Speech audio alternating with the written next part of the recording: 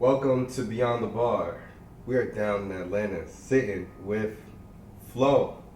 What's good? What's good? How are you, my man? Mine, man. I'm good, I'm good. What are you sipping on? This is Hennessy. Ooh. Keeping it black. Uh-huh. Very good. 10:30 in the morning. The best time to have Hennessy. I'd love to say it's 5 o'clock somewhere. This is facts. Tell me, what are three things that define you as an artist? As an artist, I would say lyrics, passion, and pain. Those three definitely define every single bit of music I have. No intricate flows, I'd rather kick in the dough. I'd rather give you a dose and show you it never was close. Hov said they got him battling ghosts, the greatest ever. I guess they got me battling ghosts. And we are here to talk about what I believe is a passionate song. Off your album, I Learned from Lauren, produced by Bliss. Yes. Pardon my hesitation, I had a revelation. I had to battle demons, I made demonstrations. I starved last night, my stomach's still aching. I'm getting out of shape, and I need to shape up. Text no response, try to remain calm. And if I die tonight, just take care of mom. Did you hear his beat first before you got into writing this? Yeah, I definitely stumbled upon it, and it was a producer that I've like always gone to, and it just fit perfectly because I was working on a project about Lauren, Right. and then it had a Lauren sample. I was like, oh shit, this is perfect. Like, Right. so yeah, it just worked out perfectly. Because I was curious, like, with it being an EP about Lauren, did you have like one producer for all of these, or did it was just like you found I wish that's kind of how it started, but then I'm not gonna say his name, but the person who was supposed to do it, I wasn't liking his beats after a while, okay. so I was just like, let's try a different direction right now, and this is what came out of it. And God willing, boom, you came Yeah. across something with a Lauren sample. Facts. I know you were happy about that. Super happy.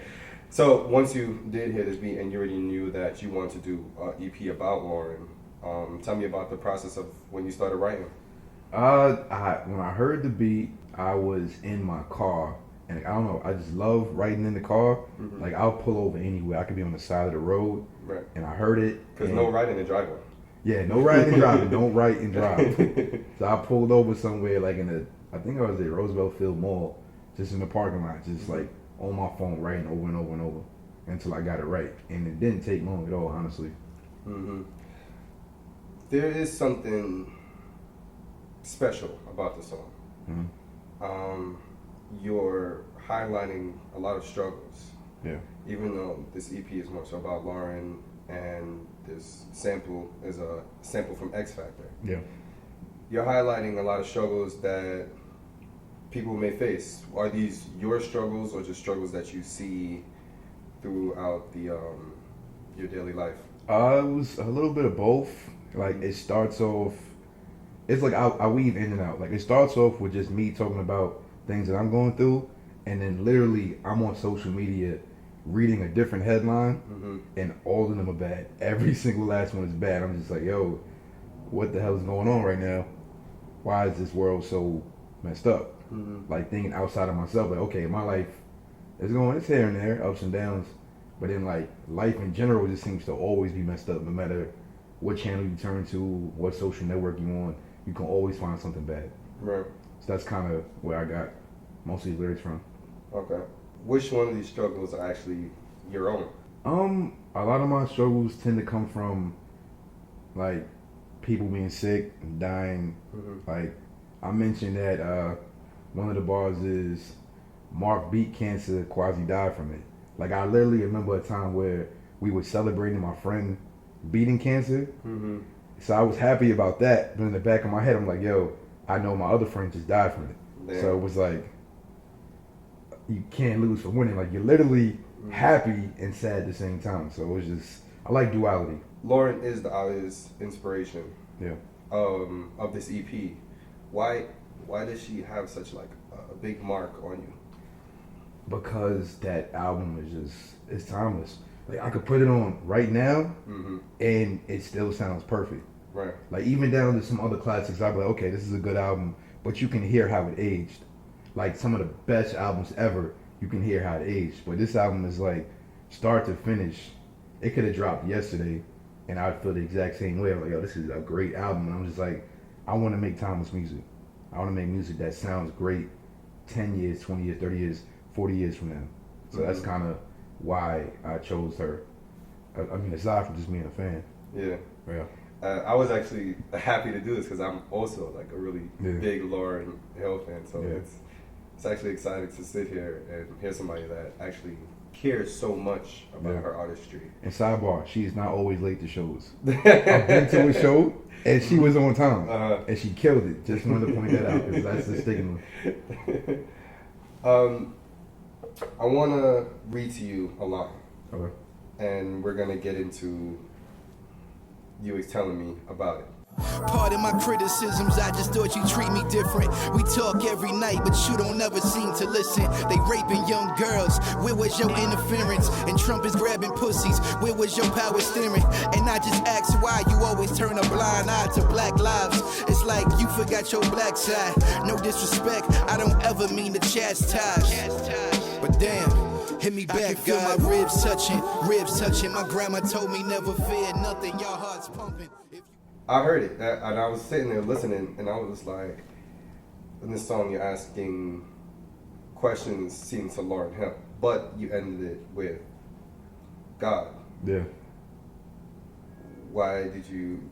It's a lot. I used to have a theory that God is a woman, and then it was just like in my head I was like, yo, what if I make that woman Lauryn Hill? And another part of me was just like, I'm a Christian. My pops is a preacher. And the main thing Christians will tell you is like not to question God, this, that, and the third. But I'm like, I get the most answers when I ask questions. Right. So that's kind of what it was just like, all right, I'm not yelling at him, I'm not cursing at him or her, whatever you think God is, but I got some questions. Like I would love for you to answer why are things so messed up. And it's just like you're watching some like Trump is grabbing pussies, people getting raped, people getting kidnapped, and it's just like, what is the end goal for all of this? So half the song is just like, I'm talking to Lauryn, but then I'm talking about myself, and I'm trying to find out what is going on in life, and I'm talking to God. Like, that's really the whole song. Like, I'm just asking a whole bunch of questions, like, yo, what's up? You see what's going on down here? Like, you're asking Lauryn questions in this song. In this specific verse, you're asking God also why these things are happening. Do you feel like you view Lauryn on that kind of level of being not God, but maybe that kind of figure? I feel like this is the perfect climate to actually have her drop something or say something. Yeah. And it's just like, why haven't you? And the funny thing is, when I did go to the show that she was on time for, it was almost like she heard it, because I can't say it for verbatim, but at the show she gave a speech at the end, and she was addressing all of these things. And I remember somebody sent me a video. He was like in the front row, and he was like, the caption was like, oh, I think he heard you, Flo. She heard you, Flo. Because like she literally was talking about rapists and Trump and like a whole bunch of things. I'm like, damn, that's kind of crazy. I don't think she heard it, but it was nice to know that the questions I was asking into the universe came back through, her mouth. So that was a win for me. I don't care. That's got to be exciting. Yeah, to put out a song, asking these songs, and specifically asking Lauryn Hill only for her to answer it. Her to actually answer it on stage. I took that as maybe that was God speaking through it. In my eyes, that's how I saw. I'm like, yo, I'm asking God questions in the form of a Lauryn Hill EP, and he answered. And she gets on stage and says everything that I was just talking about, and I was blown away. Like that was, I caught goosebumps like that. I'm sweating right now thinking about it. That joint was, it was weird. It was weird in a good way. You definitely got to be sitting here like, all right, you got it. Just asking. Yeah, it was just asking. Exactly. If Lauryn actually did hear your song, let's say. We don't know if she did or not. Yeah. But let's say she did. How would you think she would feel? I think she would love it. I think, because to my knowledge, I don't know anybody who's dedicated a project to her. Like I heard a old Talib Kweli song. It was called Miss Hill. So like people have talked about her, but I don't think anybody has focused like a whole project on her. So I think she would like it, and that was kind of the goal. I told somebody, I said, yo, I don't care if this project has one listen, if it's her, that's a win to me. Of course. So that was the goal, and I still think it's gonna happen, even though it's kind of an older project now. But I still think she'll hear it eventually. Yeah, and that'll be. I'll lose my mind. That'll make the project. That'll be the point of it all. Yep. I got Lauryn Hill to listen about Lauryn Hill. Yep. And then you can actually speak to her about these issues. I would love that. That's kind of the goal right now. Mm-hmm. Like forever until she hears it. Mm-hmm. I just want to hear. That's it. Have you ran into any other like Lauryn Hill fans that have heard this? Yeah, it was. We had a listening party. There was a whole bunch of Lauryn Hill fans, and that was cool because the way the listening party was set up, it wasn't like it was at a small little spot, and we had chairs, and I was just sitting in the middle. And then when I was watching the videos from the recap, I realized that it sounded just like the interludes on Miseducation. Yeah. Like it was like a classroom setting, like, and I was just like, yo, this really sounds like these kids 20 years later, like talking about love, talking about pain. Because you remember the interludes, it was just like a whole bunch of little kids talking. Like a classroom. So that's kind of what the listening party felt like. And it was a good, I cried, I got videos, I cried. Oh, man. It was a lot. It was a whole lot. Oh, man. Flo, this has been great, man. I appreciate it. From one Lauryn Hill fan to another. We got to stick together. Facts. This is Beyond the Bar.